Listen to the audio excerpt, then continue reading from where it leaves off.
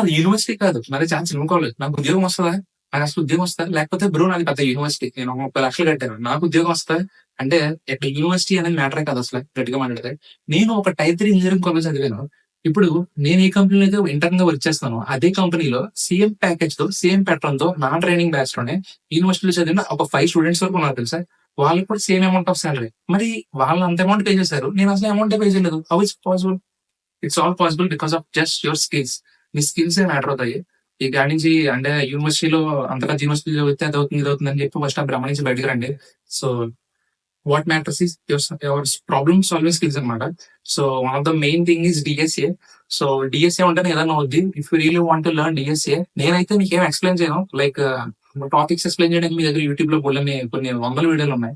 So నేను just road maps పెడతాను అనమాట.